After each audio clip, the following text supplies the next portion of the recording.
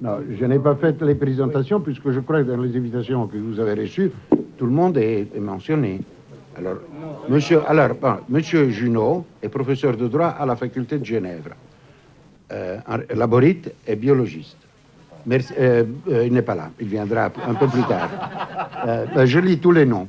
Mercillon est professeur de droit à l'Université de Paris.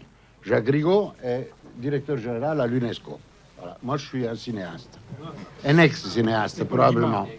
Et je crois que cette crise se réfléchit beaucoup, par exemple, dans la production du cinéma. C'est un miroir de cette crise. Est-ce que c'est simplement un miroir ou c'est aussi le cinéma sert aussi à accélérer cette crise? Quand une crise investit complètement une civilisation, en général, par l'histoire, nous savons que les civilisations vont à mort puisqu'elles se suicident. Alors, est-ce que les actions qui sont en train de se faire, en général, sont suicidaires?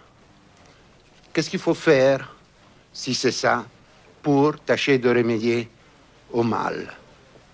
Ça, c'est une petite tranche. Et peut-être on pourrait commencer à parler de ça, et puis on passera à d'autres arguments. Évidemment, il y a l'argument de l'industrie, des structures, le cinéma, où ce cinéma est l'image d'un monde qui est suicidaire. Ça, je crois, c'est le grand point qu'il faudrait voir. Et si ce cinéma aide à la destruction ou au suicide, ou ce cinéma peut suggérer aussi, on peut l'employer aussi différemment. Si c'est ça, s'il y a une maladie, s'il y a une pathologie, eh bien, il faut prendre de l'aspirine. Il faut prendre quelque chose pour se soigner d'une maladie. Si on aggrave la maladie, ben, les choses vont pire tous les jours, pire. Voilà, c'est encore, je répète cette question. Quel est l'effet, au point de vue social, vraiment, du cinéma? Parce que je crois que si on part bien, si on réussit, en vous demandant vraiment de participer tous à ce débat, à identifier ce point, peut-être puis on peut faire, puisque quand on parle d'économie, etc., on parle de structure pour le faire fonctionner. Mais avant tout, il faut voir qu'est-ce qu'il doit faire. Mais si nous sommes ici à parler, ce colloque se fait, c'est justement puisque on pense que le cinéma doit être un grand élément de la culture, de formation culturelle. La question qu'il faut se poser, c'est ça. Si le cinéma, dans son activité générale, évidemment, il y a des exceptions, mais l'activité générale du cinéma va dans cette direction ou non. C'est ça mon point d'interrogation. Monsieur Rigaud disait tout à l'heure, par exemple, pour vous dire des points de contraste, comme une crise d'une civilisation a toujours donné des choses extraordinaires au point de vue artistique. Je vois que M. Rigaud réfléchit exactement quelle est la tendance d'aujourd'hui de penser que le artistique, c'est beaucoup plus important que tout le reste. Moi, je crois que l'intelligence, le raisonnable, le concret est beaucoup plus important que l'artistique. Ou au moins, il ne faut pas être malade de cette maladie qui vient d'une artisticité. Moi, je tâche de produire tout le temps. Finalement, je produis toutes les années quelque chose. Et dernièrement, j'ai traité avec une télévision et qui voulait participer à la production d'une chose que je dois faire. Et cette télévision m'a demandé quelle doit être notre participation. J'ai chiffré la participation. Ils ont dit, ah non, ça c'est trop fort pour nous. Je dis, bon d'accord, alors on n'en parle plus. Ah non, non, vous savez, puisque nous suivons cette politique, nous ne participons pas aujourd'hui puisque nous sommes sûrs que d'ici quelques années, nous aurons ce produit pour 4 sous. Ça, c'est la morale qui s'applique normalement. L'automatisme culturel ne fait que reproduire une socioculture. Vous voulez bien admettre que moi, je pouvais avoir le choix de vivre totalement dans le système et d'exploiter le système ou de casser les pieds au système. J'avais ce choix. Je ne sais pas si vous aviez le choix. Enfin, j'avais le choix, pourquoi pas? J'avais le choix. J'étais un homme à grand succès. J'étais devenu une star. Ben, je pouvais profiter de ça et vivre de rente sur ça. Vous ça n'avez- m'emmerdait. Vous n'avez peut-être pas été Ça m'amusait pas du tout. Vous n'avez Et peut-être- puisque je veux m'amuser dans la vie, j'ai préféré de commencer à casser les pieds. Ben, je crois que c'est Oui, mais une déjà, logique absolue. déjà, vous montrez que vous n'aviez pas de choix, c'est que vous vouliez vous amuser, c'est-à-dire Bah, que vous aviez évidemment, un bah, désir à vous amuser. Écoutez, je n'aurais pas eu de choix si j'étais né esclave. Ben, moi, je suis né libre, malheureusement, je sais pas. Je suis fou, mais je suis libre, totalement libre. Je reprends le discours. Qu'est-ce que ces moyens, l'image, quel rôle doit jouer? Ça, c'est un point qui me semble absolument essentiel. Je n'aurais jamais voulu parler de moi-même. Je suis un tout petit peu obligé aujourd'hui de le faire pour tâcher de tracer un chemin précis. Vous savez, peut-être, quelqu'un de vous, qu'il y a 30 ans, même 32 ans, on a commencé, j'ai commencé en Italie, un certain mouvement qui était celui du néoréalisme. Sur ce néoréalisme, on a fait une immense quantité de délire. Je vous dirais ce que c'était pour moi le néoréalisme. C'était de se libérer des servitudes, de structures absolument écrasantes qui ne permettaient pas la facilité de rentrer dans le jeu les nouvelles forces. Alors, pour moi, c'était surtout une invention d'ordre technique pour sortir du temple de studios de cinéma dans lesquels on célébrait le rite du cinéma. On est allé dans les rues et il y avait 1000 choses à pouvoir inventer, comment accrocher les lampes au mur, etc., etc. Et ça a donné un bon marge de liberté. Ce marge de liberté, on en a profité jusqu'à un certain point, puis les structures sont revenues avec leur force, avec leur poids, et tout est redevenu, est rentré dans le rituel. Et ça a été, je crois, moi personnellement, une castration de ce qu'on pouvait faire. C'est-à-dire, on peut vivre sur de nouvelles idées. C'est inutile de continuer à manger toujours le même repas. Il faut absolument tâcher de mettre en marche quelque chose de nouveau. En plus, le moment que, quand même, quelque chose se passait, qu'on avait commencé à parler, en suscitant aussi pas mal de haine, d'un cinéma d'auteur, elle est intervenue la télévision. La télévision, elle est intervenue, et là, il s'est accompli un phénomène, pour moi, drôle. Le phénomène de la rivalité cinéma et télévision. Alors, qu'est-ce qu'il est arrivé? Que le cinéma, pour se défendre, il a agrandi les écrans. Il a introduit des moyens les plus spectaculaires à l'apparence possible, et la substance, elle a été totalement foutue. Alors, d'un côté, il y a le cinéma, et de l'autre côté, il y a eu la télévision. On est arrivé, je crois, je vous demande pardon, moi je vous dis mes opinions personnelles, on est arrivé même à parler de spécifiques télévisés, de spécifiques de télévision, c'est des moyens de diffusion, pas autre chose. Si on voit un film à la Moviola, c'est un film, non? C'est le même film qu'on pourra voir dans un grand écran. Si on va dans une salle qui a une projection infecte et ignoble, et que l'écran, au lieu d'être blanc, il est noirci par la fumée, on voit un film quand même, on voit le même film. Alors, je trouve que c'est ça qui est important, c'est répandre des idées. Ça, c'est absolument l'essentiel. Puis, arrivons au moment actuel. Nous sommes, je crois, dans notre monde, dans une crise épouvantable. C'est un fait réel. Il y a le président Carter, le président de la nation la plus puissante du monde, qui, il y a 2 semaines, il a jeté un cri d'alerte en disant « Nous n'avons pas plus suffisamment d'énergie ». C'est quelque chose qui touche strictement la structure de cette civilisation, la structure de ce qu'on a fait jusqu'à ce moment-là. Nous avons vu il y a quelques jours la réunion de Londres, on parle en termes monétaires, etc., mais vraiment, les choses n'ont plus la facilité de continuer comme avant. Alors, qu'est-ce que nous devons faire? Nous devons user ces moyens pour faire une promotion, c'est-à-dire pour élargir le débat entre tous, pour que tout le monde puisse penser, pour que tout le monde puisse s'exprimer, c'est-à-dire pour une raison sociale ou non. C'est un point que je crois essentiel. Hier, le professeur Junot disait il faut contenter le public. Le public demande ça, donc il faut faire ça. Qu'est-ce que c'est le public? Le public est formé. Je vous rappelle, professeur, exactement la lettre de Rousseau à d'Alembert, quand il voulait empêcher les spectacles. Qu'est-ce qu'il dit dans cette lettre? Un spectacle en soi, si on n'a pas tous les termes pour pouvoir le juger, si on le juge simplement en termes esthétiques, on n'a pas fait un jugement, on a fait une partie d'un jugement. Et puis, il s'appuie sur cette thèse, l'homme est toujours formé ou par les religions, par la structure, par une culture locale, etc., etc.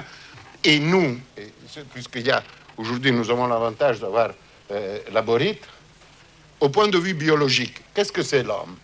L'homme, il a la possibilité d'avoir de la fantaisie, mais sa qualité aussi égale, je ne veux pas dire principale, mais au moins égale que la fantaisie, c'est la rationalité.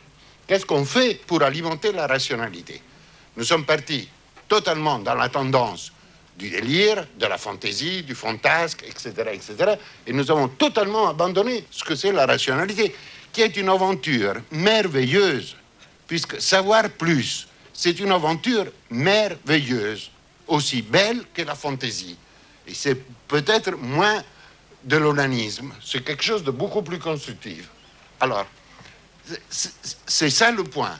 Si c'est vrai que nous sommes dans une crise épouvantable, une crise qui touche notre vie quotidienne, qui touche les salaires, moi je n'ai pas de salaire, qui touche la mécanique de notre vie, nous devons bien envisager une forme pour rétablir des horizons précis, des goals, comme on dit, des finalités précises, tracer un chemin vers lequel aller, sans à quoi nous serons amenés. Nous serons menés toujours plus à la confusion. Drôlement, le cinéma, comme on le fait aujourd'hui, et aussi bien la télévision, le discours, quand je fais le discours cinéma, je dis toujours cinéma et télévision. Donc, je vous le dis tout de suite pour ne pas répéter tout le temps les deux. Qu'est-ce qu'il fait? C'est l'expression de l'establishment et l'expression de base. Je prends le phénomène dans sa généralité. Heureusement, il y a des exceptions. Qu'est-ce que c'est? C'est la dissacration. C'est la dissacration, c'est le juron, c'est le cynisme. Mais avec ça, on arrive simplement à faire de la destruction gratuite. Que ce soit nécessaire de temps en temps de détruire, c'est nécessaire. C'est évidemment à ça qu'il faut arriver.